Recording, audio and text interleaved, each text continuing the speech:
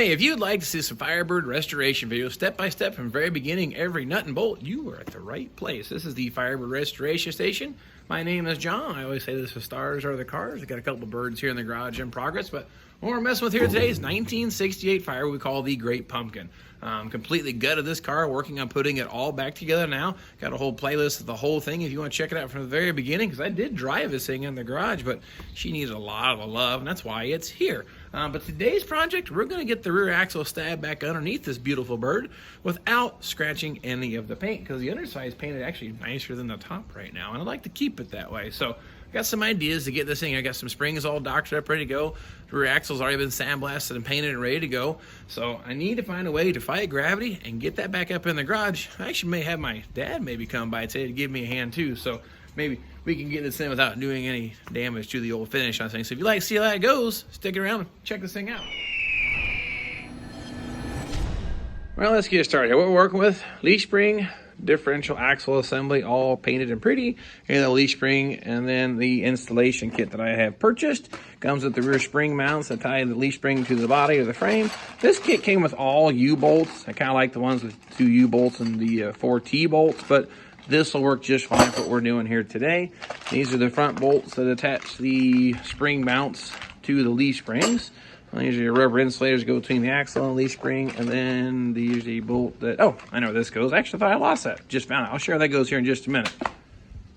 Well, we're going to start with the spring shackle. Of course, the leaf spring. Here's your hardware that goes through it. I've got some grease here I'm going to put on the bolt for a couple reasons. One, to keep it from corroding and sticking, and sometimes it'll keep the thing a little bit quieter too over bumps. So we're going to put a little grease on it. I'm going to stab that bolt through here, get that snugged up and tightened, because unfortunately once it's installed you cannot gain access to tighten this, so you must kind of guess the angle and tighten it down first. So we get that thing stabbed through. Spring shackle is installed, about 80 foot-pounds. I've torqued these things through with one good ugga-dugga. Next thing we're going to do is put the springs onto the rear axle here, get the rubber bushings put into place, and hopefully I don't have any problems. We got the other side there, and I got a helper hanging out today. That's my dad. He had conned him into getting dirty here in the old Vinylvillagegarage. So hopefully we'll be successful with a little hand and not scratching the paint. So next step here, we'll get these things mounted up. I'm gonna get a little up to speed here. Remember I was talking about this bolt here that was in that bag?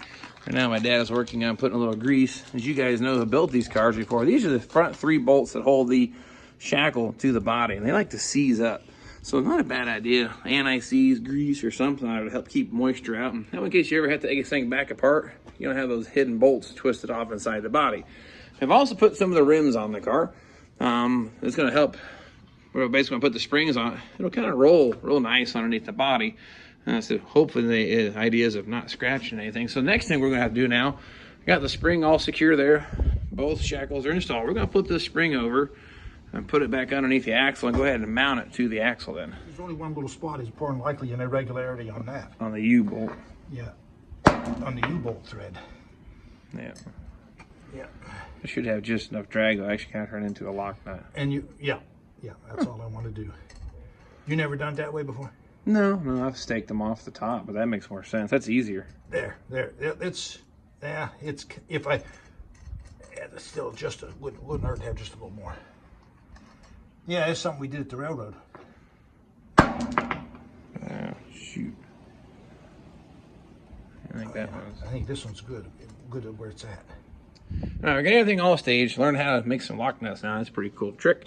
Now, the differential, I got the yoke supported there. Like I said, the wheels are on. We're going to get the spring rest into place. And what we've got hiding underneath the abracadabra rags are just a couple of our old bricks. Now, the rags are on here so I don't scratch out the paint on the springs. What we're going to do, we're going to grab that spring, I'll slip it here under the axle.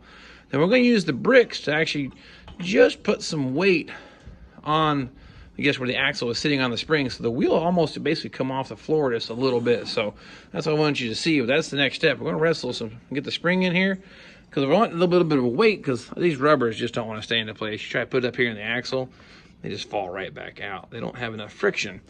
And I just think it's a lot easier to use the weight of the axle to kind of get it all together. So next thing here, I'll put the camera up. We'll get the spring wrestled into place. You'll see how this works. All right. Here goes a whole lot of nothing, right? Got it. Oh, I got the spring mount in the way. I want to shoot through here. It's a little higher.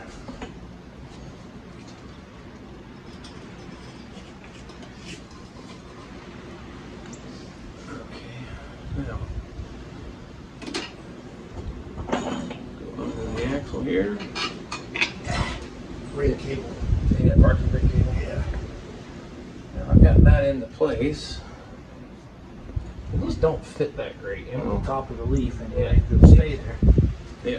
Now, you go ahead and pick the spring up. Hopefully, the idea is. That'll go up in there instead of lifting the axle.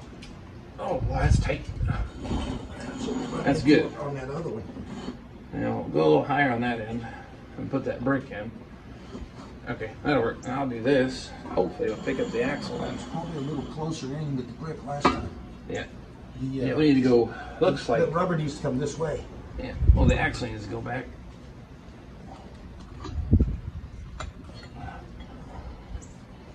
There it is. Now we're centered.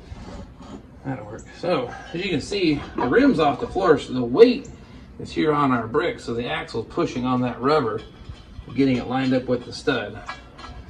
Hopefully, if that works right, I'll drop my U-bolts in. And then, same thing.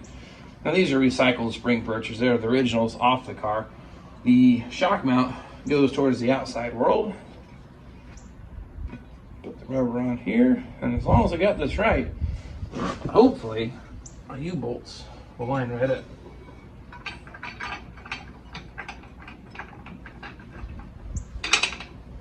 Well, I think so. That one went right through. Cool.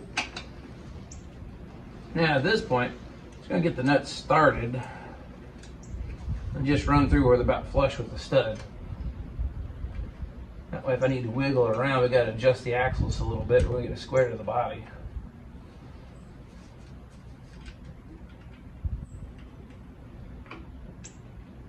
That was started. Now, I guess what Dad was telling me, using that technique, the railroad techniques we're gonna call that, it takes a little more finesse to get the nut started, so use caution. You could cross thread it pretty easily, but it's definitely a different feel. Once you get it on there, it goes right into place. So I'm gonna get these snugged up and I'll show you guys the next step. All right, that side's all squared away. Went ahead and got the passenger side done just the same. What we're gonna do next here, these are the rubber shackle bushings that go in the rear. Go ahead and grease those up with some grease on the face and everything.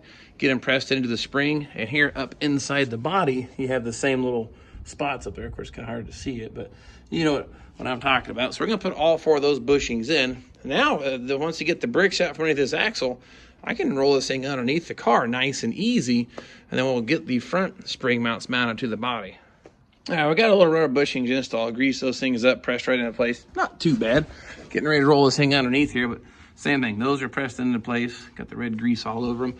But now you can see what we've got set up is I'm gonna mount those front mounts up inside the body. And I've got the axle set up here. We just pick it up. It rolls really nice on the rims. So that was the idea. So hopefully, I'll move my brick and chunk of wood here. We'll roll this thing into place and get the bolt started on those front mounts, and then we'll pick the axle up into place. Get this out, all right?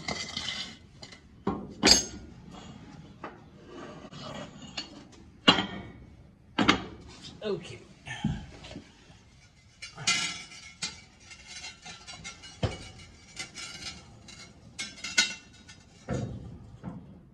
Which way is it gotta go? My way? Yeah, I gotta get the end of it past the jack stand. There we go. Okay. Are we deep enough on that side? I think so. All right.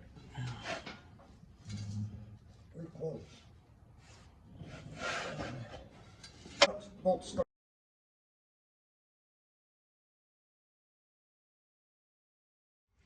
Yeah. You got the front one started?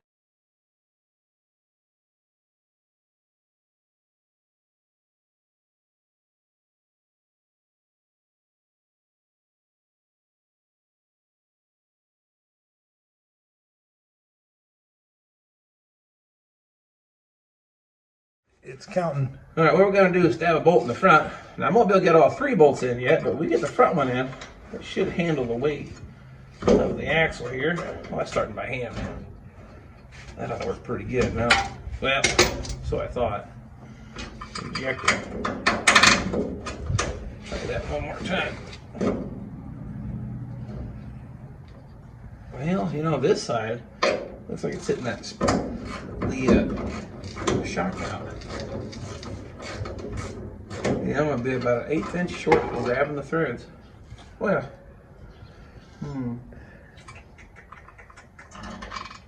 so close. Should have brought the jack stands down one notch. Well, if I wasn't holding the camera, I'd come around there and I'd lift up on the back or something a little bit. I think I got it. You got it to go now? Okay. Yeah. Yeah. Good deal. Yeah, this bite is nice and easy. So I just wasn't holding my mouth for it, I guess. Yeah. It was close. Okay, now, with those being in place, Yeah, I didn't run this one down tight, but it's got several turns, so I know that it's going to handle the weight. Now, yeah. Now you can see axles in place. The wheels worked fantastically. I've had tires on them before, mounted up, but it makes it so tall, you just can't quite clear the rear of the car. So this is an experiment this time around. I didn't tell you that in the beginning, but the wheels, whole heck of a lot easier to slide underneath the car. So in the past, if you had to take the tires off, get underneath, pick it back up, put the tires on. But this, I was able to roll the thing right under the car. I'm gonna grab the forward jack now. We'll get it right underneath the center of that differential and pick it right up into place. Yeah. All right, I'll see if I can't sneak this side. Oh yeah. Okay, up, back up a little bit. Okay, right there. I say we send her up. Hold this out of the way. Yeah. Check out.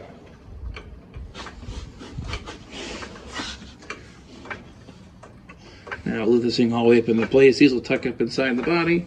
Should be able to get the front other 2 bolts started. And so far, no casualties.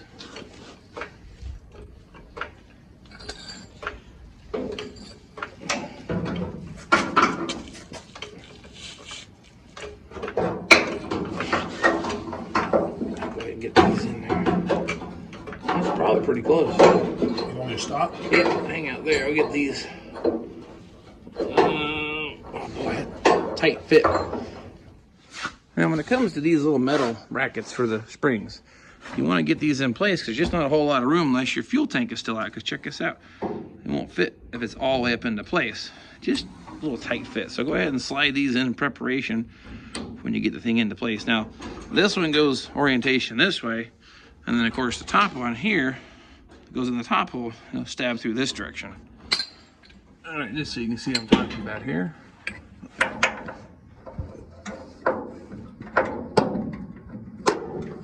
Now, the orientation of that one is like this, because he's got enough room here inside the quarter panel. This side just wouldn't happen with the fuel tank inspection, but the trunk drop-off won't allow the bolt, so it has to go this direction.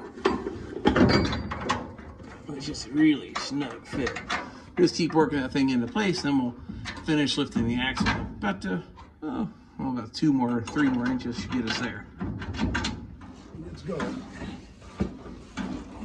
Let's see what we got here. Now, this is the bolt we already started. I need to get this one started, the one up inside here going. And he's already got the 3 on that side going, so we're moving a little quicker than I can keep up with the camera, which that's good. I don't mind that part.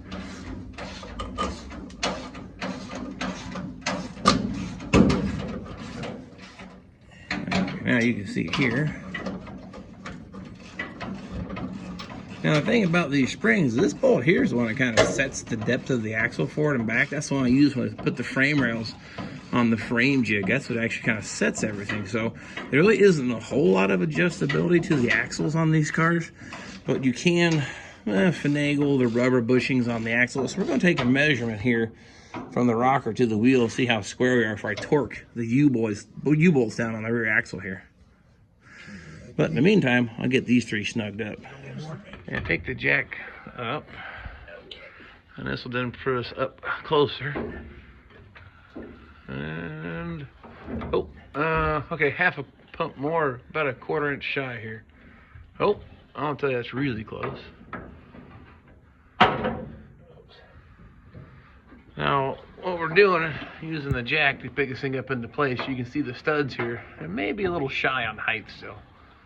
Yeah, okay. Maybe go a little more there and see what happens.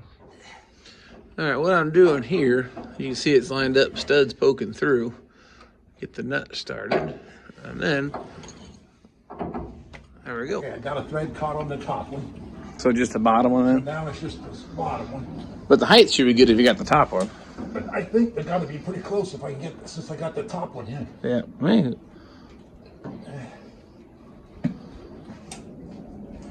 Or...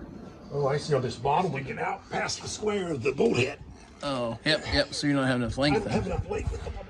Yeah, all right. What we've got there is a popped out of it then. So you probably need to rotate. Come down some maybe, or? Yeah, I guess it's real close. Oh, there we go. Okay. Oh, I heard something change. Yep. That's it then. Yep, I think so. Now we're stuck through, and I just get the nut started. All right, now we've got the rear spring shackles up there and just snug. We'll go ahead and snug up the front spring shackle. Something I wanted to do, I like to do this here. Take a shot here. Measure from the rocker panel, run it parallel to that body line, back to where the tape measure just touches the rim, and determine basically the offset of the axle. And here we go, almost. All right, oh, tape measure wiggle. Now, my tape measure just touched the rim. This is the driver's side. We'll just call it right there at 10 inches. Now, that's what I want to do is measure the, I guess, dog tracking. Is the axle centered to the car body? Now, this is assuming that you welded the rocker panels in, right? Car hasn't been crashed, etc., stuff like that. Now, we'll do the same thing here on the passenger side. He's snugging up all the bolts now, but we'll go ahead and do the same thing. Run it parallel to the body line. Oh, and then we'll shoot it, slide it back. Oh, I think I just hit the rim there, and yeah, you were hitting the. Oh, the yeah. Like this, okay. Square it up there to the. I think it hits the rim there, and well, hold on a second. Hold the tape measure. Okay, got it.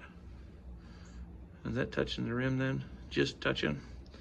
Okay, well, I want to call that really good. It has to be, the tape needs to be vertical on this end instead of... Yeah. I got a twist to it, but... Yeah, and that's going to change that when it touches. Let's say just maybe, 1/16 of an inch more. I think it needs to go back your way a little, actually, there. Oh. See, it's hitting against rim right now. Okay, well, it's 10. So that's 10. 10, okay, well...